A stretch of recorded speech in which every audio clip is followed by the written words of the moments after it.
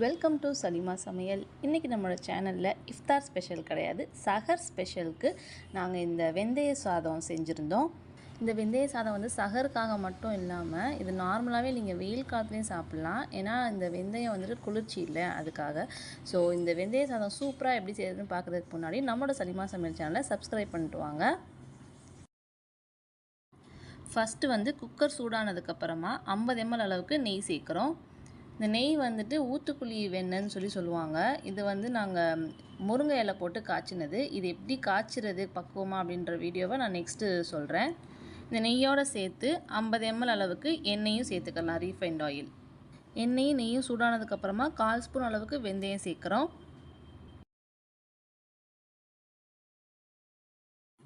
இது கூடவே 3 பட்டை, 3 ஏலக்காய், 3 கிராம்பு சேர்த்துக்கலாம். ஏலக்காய்லாம் வெடித்ததுக்கப்புறமா 20 சின்ன வெங்காயம் கட் பண்ணி சேர்த்துக்கலாம். வெங்காயம் கொஞ்சம் வதங்கணும். நாங்கள் இன்றைக்கி வெங்காயம் மட்டும்தான் சேர்த்து செய்கிறோம். உங்களுக்கு வேணும் அப்படின்னா 2 தக்காளி சின்னதாக சேர்த்துக்கோங்க, 2 பச்சை மிளகா, அப்புறம் புதினா மல்லி கொஞ்சமாக ஒரு கையளவுக்கு சேர்த்து இந்த வெங்காயத்தோடு சேர்த்து லைட்டாக தான் வதக்கணும். இன்றைக்கி நாங்கள் இந்த வெங்காயம் மட்டும்தான் சேர்த்துருக்குறோம். வெங்காயம் இந்தளவுக்கு நல்லா வதங்கினதுக்கப்புறமா 2 டேபிள் ஸ்பூன் அளவுக்கு இஞ்சி பூண்டு பேஸ்ட்டு சேர்க்குறோம். இஞ்சி பூண்டு பேஸ்ட்டு சேர்த்ததுக்கப்புறமா பச்சை வாசனை போகிற அளவுக்கு நல்லா வதக்கிக்கிடலாம்.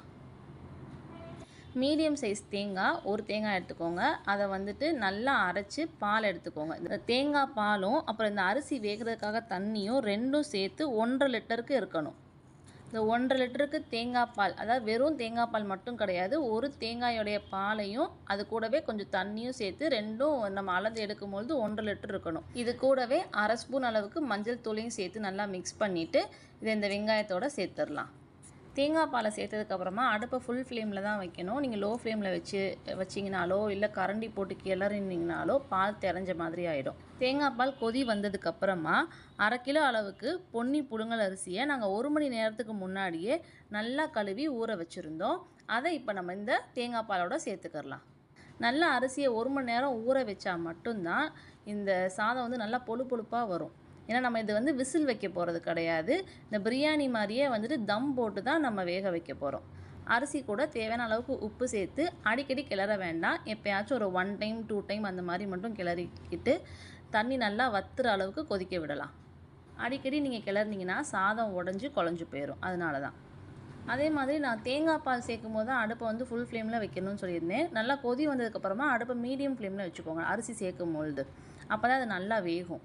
இப்போ பார்த்தீங்கன்னா இந்த தண்ணியெல்லாம் நல்லா வத்திருச்சு பார்த்தீங்களா. அதுக்கப்புறமா நம்ம இந்த குக்கர் மூடி